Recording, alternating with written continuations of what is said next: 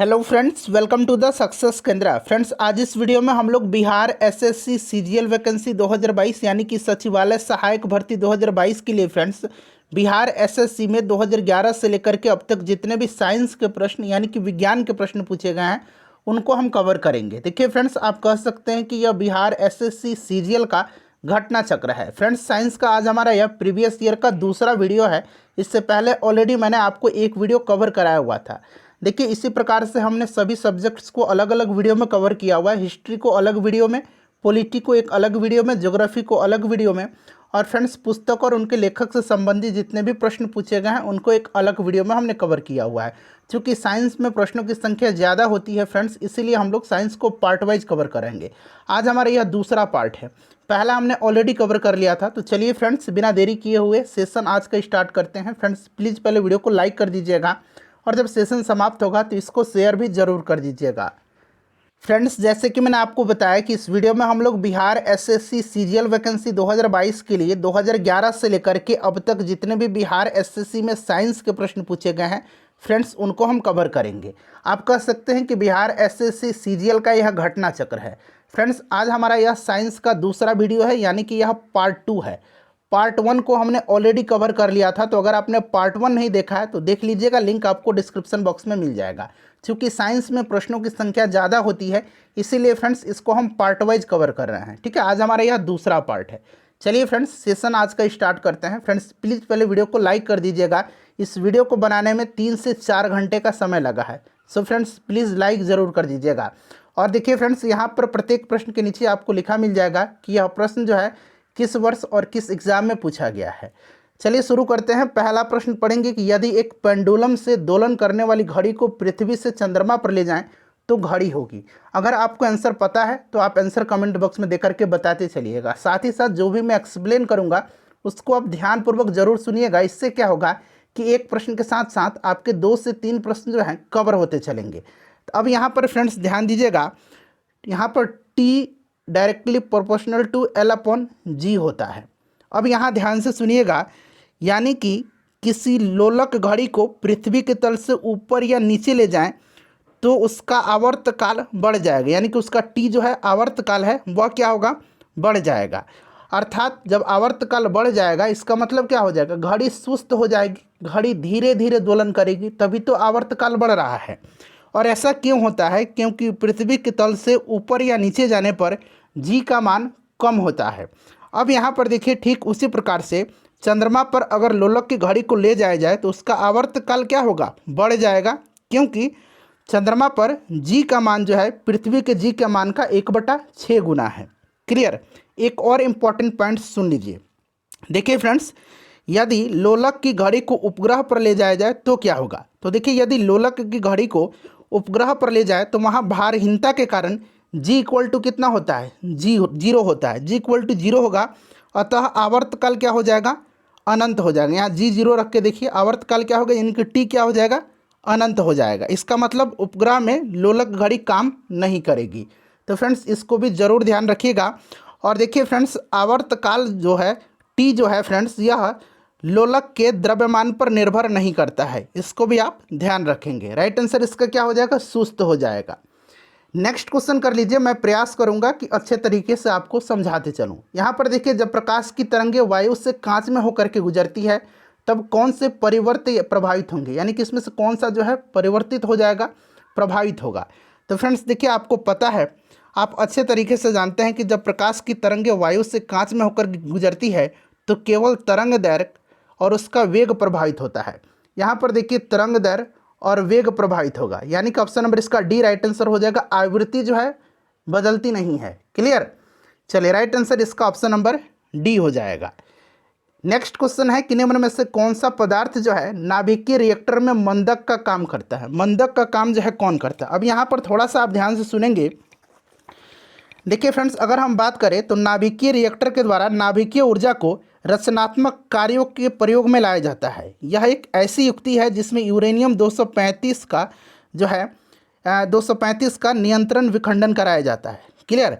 अच्छा, प्रथम नाभिकीय रिएक्टर का जो खोज किया था, आविष्कार किया था, एनरिको फर्मी ने किया था। क्लियर। ध्यान रखेंगे इन सभी पॉइंट्स को।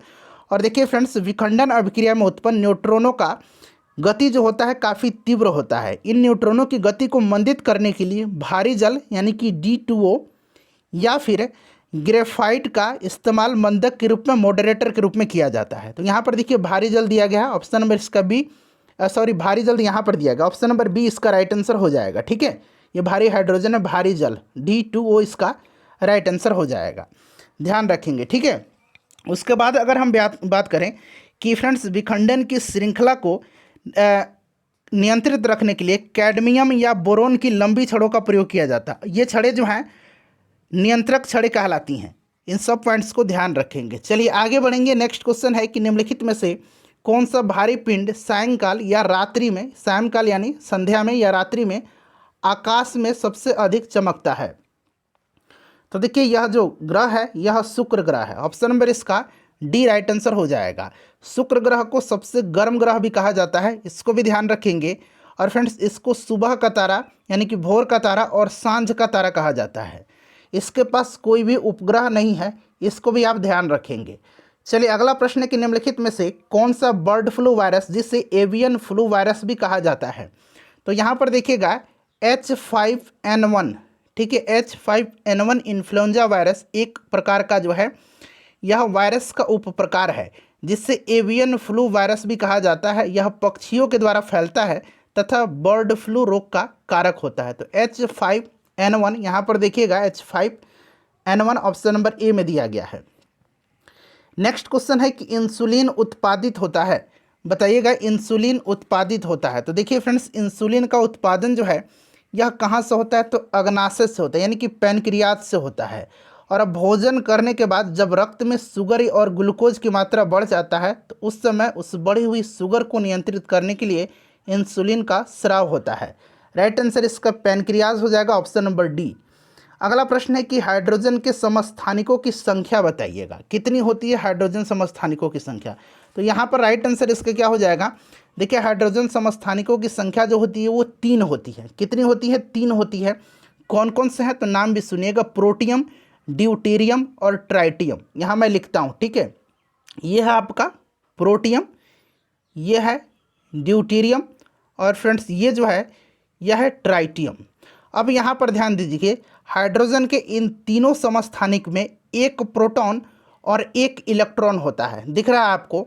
लेकिन इसमें देखिए न्यूट्रॉन 0 होगा, इसमें न्यूट्रॉन 1 होगा और इसमें न्यूट्रॉन की संख्या कितनी होगी, 2 होगी, ध्यान रखेंगे। और यूरेनियम का ये जो समस्थानिक है जिसको कि हम लोग क्या करते हैं, जिसको हम लोग कहते हैं, बताइए, अभी मैंने बताया है ट्राइटियम, ठीक है, यह जो है रेडियो सक्रियता प्रदर्शित करता है।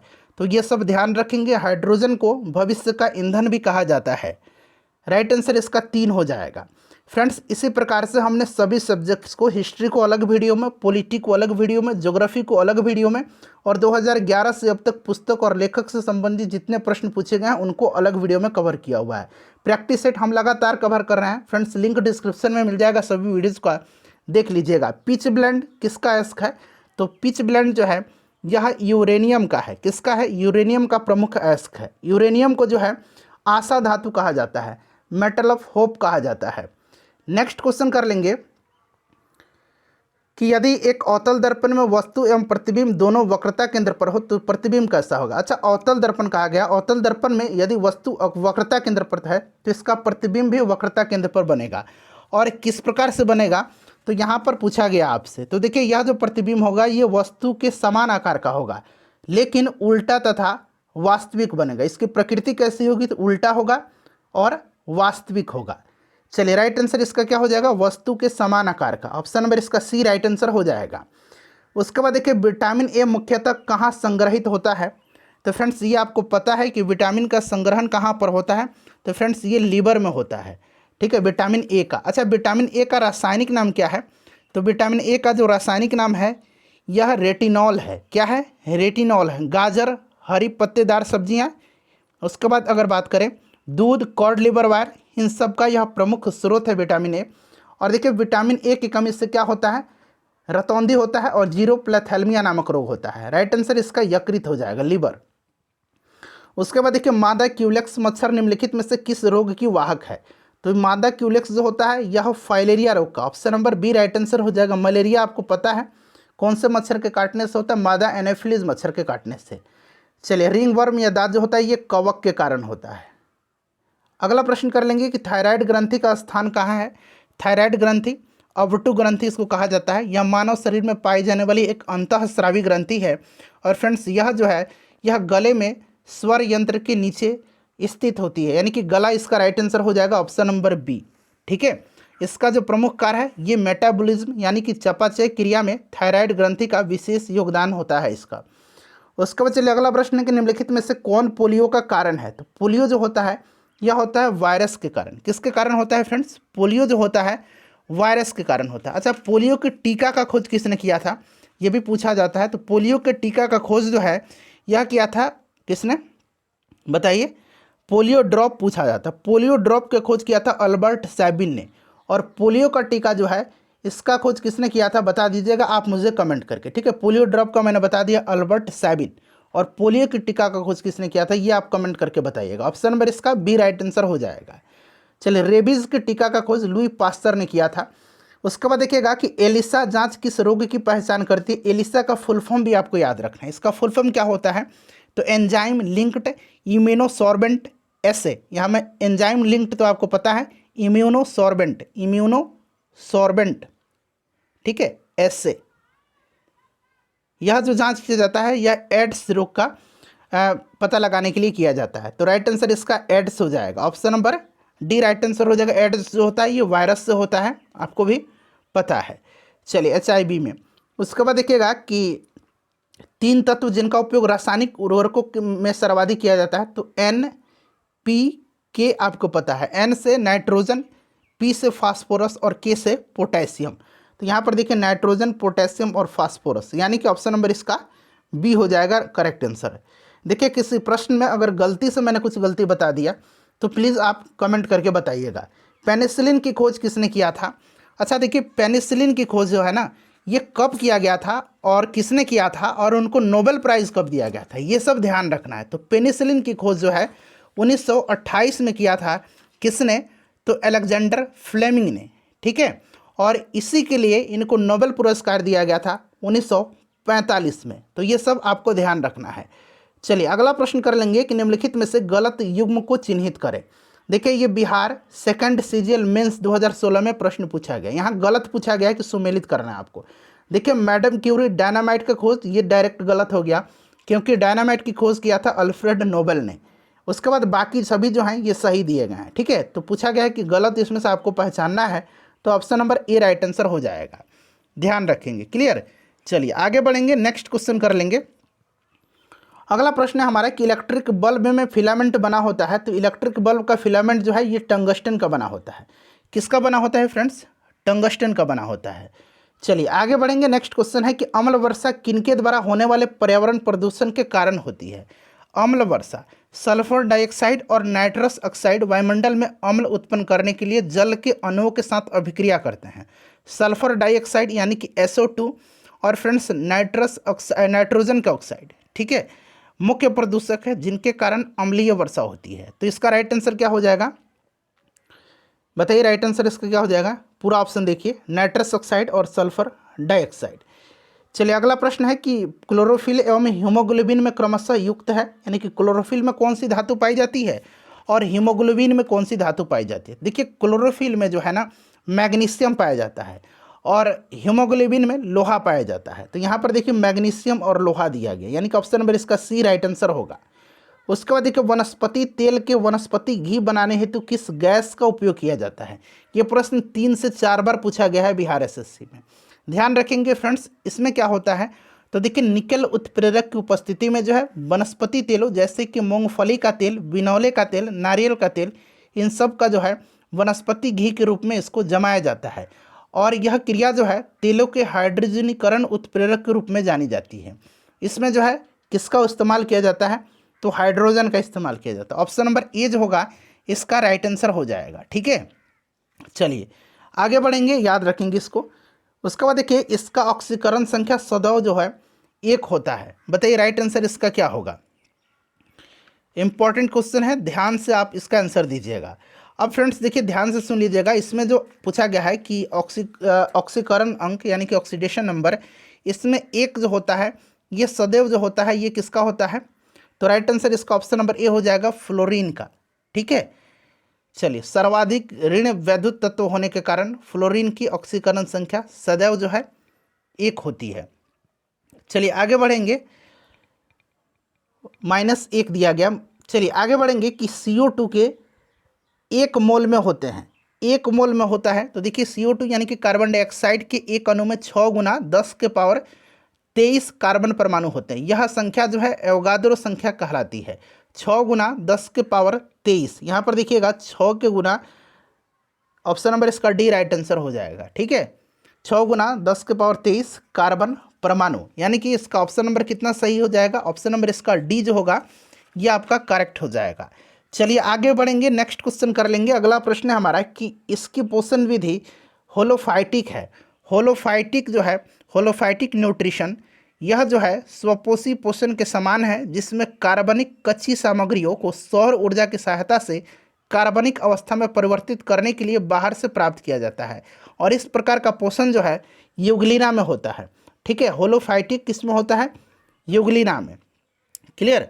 चलिए पादप संघ में यह होता है। यह श्वसन श्रृंखला का उपयोग कर पादप कोशिकाओं में ऊर्जा का उत्पाद करता है। तो देखिए माइटोकॉन्ड्रिया जो है यह श्वसन श्रृंखला को इस्तेमाल करके पादप कोशिकाओं में ऊर्जा का उत्पाद करता है। माइटोकॉन्ड्रिया को आपको पता है कि कोशिका का पावर हाउस कहा जाता है। Option number B. राइबोसोम को कोशिका की प्रोटीन फैक्ट्री कहा जाता है और लाइसोसोम को आत्महत्या की थैली कहा जाता है। चलिए उसके बाद देखिएगा बोरेक्स किसका अयस्क है? बोरेक्स जो है यह किसका अयस्क है? बताइए राइट आंसर इसका क्या होगा?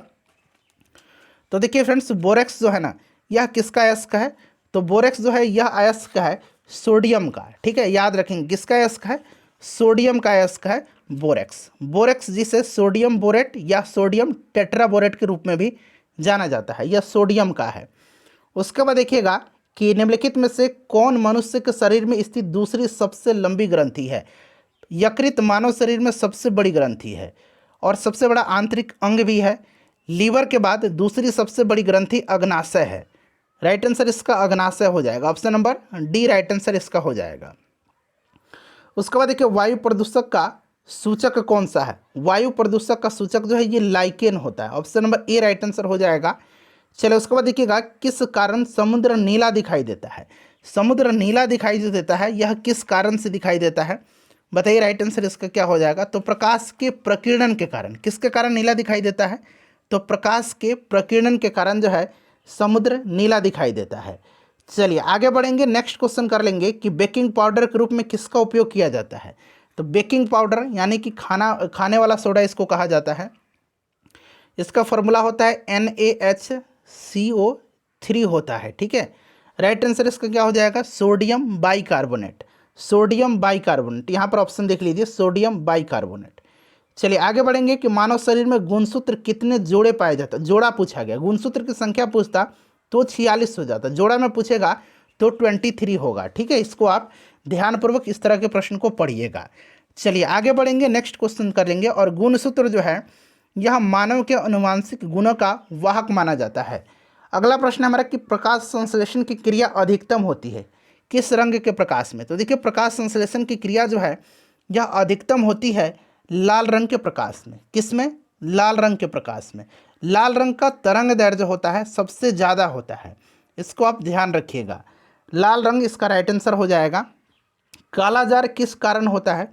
देखिए काला जार जो है जिसको काला बुखार या डमडम बुखार कहा जाता है। ठीक है, डमडम बुखार, इसको काला बुखार या डमडम बुखार भी कहा जाता है। और यह जोनस लिस्मेनिया के प्रोटोजोआ परजीवी के कारण होने वाली बीमारी है। यहाँ पर देखिएगा लिस्मेनिया, प्रोटोजोआ याद रखेंगे। उसके बाद देखिए रक्त के थक्का को जमाने में क्या मदद करता है? तो फ्रेंड्स यह मदद करता है, देखिए आपको तो यहाँ पता हो जाएगा कि यह जो है प्लेटलेट्स है। अगर फ्रेंड्स इस प्रकार से दे दिया जाता थ्रोम्बोसाइट, थ्रोम्बोसाइट, ठीक है यहाँ मैं लिखता हूँ थ्रोम्बोसाइट्स, तब आप क्या करते हैं? देखिए ये जो है रक्त प्लेटलेट्स यानी कि प्लेटलेट्स जिसको थ्रोम्बोसाइट्स भी कहा जाता है, तो ये आप थ्रोम्बोसाइट्स ही अब ध्यान रखेंगे। अब प्लेटलेट्स ऑप्शन में कम देखने को मिलेगा, ज़्यादा अब थ्रोम्बोसाइट्स पूछा जाएगा, ठीक है। तो राइट आंसर इसका रक्त प्लेटलेट्स हो जाएगा, ध्यान रखिएगा। क्लियर। चलिए आगे बढ़ेंगे, नेक्स्ट क्वेश्चन कर लेंगे फ्रेंड्स। अगला प्रश्न है हमारा कि पेप्सिन एंजाइम पाया जाता है। अब यहाँ पर ध्यान से सुनिएगा, पेप्सिन जो होता है ना, यह क्या करता है। तो पेप्सिन जो एंजाइम है, यह गैस्ट्रिक जूस में एक शक्तिशाली एंजाइम है जो मांस, अंडे, बीज या डेयरी उत्पादों में पाए जाने वाले प्रोटीन को पचाता है। यह पेट यानी कि आमाशय में उत्पन्न होता है और मनुष्य और कई अन्य जानवरों में पाचन तंत्र में पाए जाने वाला यह एक प्रमुख एंजाइम है। पेप्सिन के प्रो एंजाइम पेप्सिजोन को पेट की दीवार में मुख्य कोशिकाओं द्वारा स्रावित किया जाता है। यहाँ पर देखिएगा आमाशयिक रस में जो है यह पेप्सिन जो है पाया जाता है। और देखिए ट्रिप्सिन पाया जाता है अग्नाशय में। ट्रिप्सिन जो होता है ना, ये भी पूछा जाता है, ट्रिप्सिन पाया जाता है अग्नाशय में और पेप्सिन आमाशय में पाया जाता है, आमाशयिक रस में। चलिए आगे बढ़ेंगे कि जरा दृष्टि दोष के उपचार में किस दर्पण का उपयोग किया जाता है। जरा दृष्टि दोष बताइए। तो देखिए जरा दृष्टि दोष को ठीक करने में जो है किसका इस्तेमाल किया जाता है। तो फ्रेंड्स इसमें किया जाता है बाइफोकल लेंस का, जिसमें दोनों प्रकार की लेंस होते हैं, उत्तल और अवतल दोनों होते हैं, बाइफोकल। तो राइट आंसर इसका हो जाएगा बाइफोकल लेंस, ऑप्शन नंबर इसका डी हो जाएगा। चलिए यह जो है जरा दृष्टि दोष, यह उम्र से संबंधित एक स्थिति है और इस स्थिति में आँख का लेंस आकार को आसानी से नहीं बदलता है, जिसमें पढ़ने और देखने में मुश्किल होती है। और यह उन आँखों में देखा जाता है जो मायोपिया के साथ साथ हाइपरमेट्रोपिया से भी ग्रसित होते हैं, इसलिए बाइफोकल का इस्तेमाल किया जाता है। उत्तल और अवतल इसमें दोनों होते हैं। उसके बाद देखिए ट्यूबलाइट के अंदर किसका मिश्रण होता है। पूरा ऑप्शन एक बार देख लीजिए, ट्यूबलाइट के अंदर किसका मिश्रण होता है बताइए। तो देखिए ट्यूबलाइट में निष्क्रिय गैस मरकरी वेपर और आर्गन की मिश्रण होती है। तो यहाँ पर देखिएगा मरकरी वेपर और आर्गन का, यानी कि ऑप्शन नंबर इसका ए राइट आंसर हो जाएगा। एक्सरे एक उदाहरण है, एक्सरे एक उदाहरण है बताइए। अच्छा एक्सरे की खोज किसने किया था। तो रोंगजन ने किया था, ठीक है, आपको भी याद होगा रोंगजन ने किया था। और देखिए फ्रेंड्स यहाँ पूछा गया एक्सरे क्या है। तो यह विद्युत चुंबकीय तरंग है, यह चिकित्सा के निदान के लिए सर्वाधिक प्रयोग इसका किया जाता है और यह एक प्रकार का आयनीकरण विकिरण है, इसलिए यह खतरनाक भी है। तो राइट आंसर इसका हो जाएगा विद्युत चुंबकीय तरंग, option number A. Next question है हमारा कि सोलर कुकर में किसका इस्तेमाल किया जाता है, किसका प्रयोग किया जाता है। तो सोलर कुकर में अवतल दर्पण का इस्तेमाल किया जाता है। उसके बाद देखिए मेंडलीव की आवर्त सारणी में ऊर्ध्वाधर कॉलम को क्या कहा जाता है। मेंडलीव की जो आवर्त सारणी है इसमें ऊर्ध्वाधर कॉलम को, अब यहाँ पर ध्यान सुनिएगा, ऊर्ध्वाधर पूछा गया आपसे, ठीक है। तो देखिए यहाँ पर आप ध्यान देंगे मेंडलीव का जो आवर्त सारणी है ना, इसमें देखिए फ्रेंड्स उदग्र यानी कि वर्टिकल और क्षैतिज यानी कि हॉरिजॉन्टल दो प्रकार की कॉलम होती है, कतारें हैं। उदग्र कतारों को वर्ग ग्रुप कहा जाता है, उदग्र कतार को क्या कहा जाता है, ग्रुप कहा जाता है। और क्षैतिज कतारों को आवर्त यानी कि पीरियड कहा जाता है। तो बताइए इसका राइट आंसर क्या होगा। इसका जो राइट आंसर हो जाएगा फ्रेंड्स वो आपका हो जाएगा समूह कहा जाता है, ऑप्शन नंबर ग्रुप कहा जाता है, याद रखेंगे। चलिए आगे बढ़ेंगे, नेक्स्ट क्वेश्चन कर लेंगे। अगला प्रश्न है कि बैगनी रंग का तरंग दैर्घ्य होता है। तो बैगनी रंग का तरंग दैर्घ्य जो है यह सबसे कम होता है। क्या होता है, सबसे कम होता है। सबसे ज़्यादा तरंग दैर्घ्य जो होता है लाल रंग का होता है। चलिए अगला प्रश्न है हमारा कि निम्नलिखित में से सबसे भारी तत्व कौन सा है। निम्नलिखित पूछा गया है तो ऑस्मियम हो जाएगा राइट आंसर इसमें। चलिए नेक्स्ट क्वेश्चन कर लेंगे कि ट्रांसफार्मर का उपयोग किया जाता है। ट्रांसफार्मर का उपयोग किया जाता है, देखिए ट्रांसफार्मर ऐसी युक्ति है जिसमें बिना विद्युत शक्ति नष्ट किए हुए प्रत्यावर्ती धारा की विद्युत वाहक बल का मान बढ़ाया या घटाया जा सकता है। यह विद्युत चुंबकीय प्रेरण के सिद्धांत पर कार्य करता है, ठीक है। इसमें डायरेक्ट करंट का इस्तेमाल नहीं किया जाता है, प्रत्यावर्ती धारा हो जाएगा इसका राइट आंसर। चलिए आगे बढ़ेंगे, नेक्स्ट क्वेश्चन कर लेंगे कि एक कोशिका की आत्महत्या की थैली है। तो अभी मैंने बताया कोशिका की आत्महत्या की थैली कहा जाता है लाइसोसोम को, राइबोसोम को प्रोटीन की फैक्ट्री, माइटोकॉन्ड्रिया को पावर हाउस और गोल्जिकाय को यातायात प्रबंधन कहा जाता है कोशिका का। उसके बाद देखिए निम्नलिखित में से कौन सा लौह अयस्क जो है सर्वोत्तम गुणवत्ता वाला है। सभी लौह अयस्क हैं और इसमें से जो मैग्नेटाइट है यह सर्वाधिक गुणवत्ता वाला होता है। उसके बाद देखिए निम्न में से कौन सा जीवाश्मी ईंधन नहीं है। बताइए इसमें से पूछा गया है कि कौन सा जो है इसमें से जीवाश्मी ईंधन नहीं है। बताइए राइट आंसर इसका क्या हो जाएगा। तो यहाँ पर फ्रेंड्स आप ध्यान देंगे, इसमें पूछा गया कि कौन सा जीवाश्मी ईंधन नहीं है। तो सबसे पहले तो आप सभी ऑप्शन को ध्यान से पढ़िए, फिर आप आंसर बताइए। देखिए फ्रेंड्स, इसमें से जो जीवाश्मी ईंधन नहीं है वह कौन सा हो जाएगा। तो यहाँ पर देखिएगा, इसका राइट आंसर जो हो जाएगा वो आपका परमाणु ऊर्जा हो जाएगा। परमाणु ऊर्जा जो है यह जीवाश्मी ईंधन नहीं है, ठीक है, याद रखेंगे। चलिए बाकी देखिए, पेट्रोलियम, कोयला, प्राकृतिक गैस, ये सभी जीवाश्मी ईंधन है। निम्नलिखित में से कौन सा ऊर्जा का स्रोत गैर नवीकरणीय है। गैर नवीकरणीय यहाँ पर पूछा गया है, बताइए इसका राइट आंसर क्या हो जाएगा। तो देखिए यहाँ पर ध्यान देंगे, ऐसे ऊर्जा संसाधन जिनके भंडार पृथ्वी पर सीमित हैं और जिनका प्राकृतिक क्रियाओं द्वारा पुनरुत्पादन नहीं हो सकता है, उनको नॉन रिन्यूएबल एनर्जी रिसोर्स कहा जाता है, यानी कि गैर नवीकरणीय ऊर्जा के स्रोत कहा जाता है। कोयला, पेट्रोलियम, प्राकृतिक गैस, नाभिकीय ऊर्जा, ये सब आते हैं। तो यहाँ पर देखिए कोयला दिया गया है, बाकी ये देखिए नवीकरणीय ऊर्जा है, ठीक है, यानी कि रिन्यूएबल एनर्जी रिसोर्स हैं ये। उसके बाद देखिए इंसुलिन तथा ग्लूकेगॉन हार्मोन शरीर में किससे स्रावित होता है। तो देखिए फ्रेंड्स, इंसुलिन हार्मोन का उत्पादन जो होता है यह आपको पता है कि पैनक्रियाज से होता है, और ग्लूकेगॉन का भी पैनक्रियाज से ही होगा, अग्नाशय इसका राइट आंसर हो जाएगा, ठीक है। चलिए उसके बाद नेक्स्ट क्वेश्चन कर लेंगे कि माँ के दूध में पाया जाने वाला जो प्रतिरक्षी है वो कौन सा है। तो फ्रेंड्स ये ऑप्शन नंबर ए हो जाएगा, IgA। नेक्स्ट क्वेश्चन है कि यदि विद्युत प्रतिरोध कम करना हो तो प्रतिरोधों की संख्या को किस क्रम में हम जोड़ना चाहिए हमें, बताइए राइट आंसर इसका क्या हो जाएगा। तो देखिए फ्रेंड्स, इसका जो राइट आंसर हो जाएगा वो कौन सा हो जाएगा, अगर हमको कम प्रतिरोध चाहिए तो किस क्रम में हमको जोड़ना चाहिए। देखिए प्रतिरोधों को श्रेणी क्रम में संयोजन के पश्चात जो है परिणामी प्रतिरोध का मान समानांतर क्रम में संयोजन के परिणामी प्रतिरोध के मान से बड़ा होता है, अतः ऊर्जा की खपत को कम करने के लिए प्रतिरोध को समानांतर क्रम में जोड़ना चाहिए। ऑप्शन नंबर बी होगा। उसके बाद देखिएगा कि हल्दी पौधे के इस भाग से प्राप्त किया जाता है, तो यह तना से प्राप्त किया जाता है। उसके बाद देखिए पीलिया रोग से रुधिर में निम्न में से किसकी मात्रा बढ़ जाती है, बताइए इसका राइट आंसर क्या हो जाएगा। पीलिया रोग में जो है किसकी मात्रा बढ़ जाती है। तो देखिए पीलिया में जो होता है ना, यह यकृत से संबंधित, लीवर से संबंधित रोग है, और यह जो होता है इसमें यकृत संक्रमित होता है, और इसमें रक्त में बिलिरुबिन की मात्रा बढ़ जाती है, बिलिरुबिन हो जाएगा राइट आंसर। उसके बाद देखिए कौन सी सबसे बड़ी ग्रंथि है, तो मैंने बताया आपको कि लीवर जो है, यकृत जो है, यह मानव शरीर की सबसे बड़ी ग्रंथि है। कभी कभी आपको जिगर भी मिलेगा, तो लीवर जिगर एक ही बात है। चलिए उसके बाद देखिएगा कि बिजली के हीटर में कौन सी सामग्री जो है प्रयुक्त होती है, इसका आंसर आप कमेंट करके बताइए। सेशन कैसा लगा है फ्रेंड्स बताइएगा, वीडियो को लाइक कर दीजिए और इसे शेयर कर दीजिएगा। पार्ट 1 जरूर देख लीजिएगा इसका।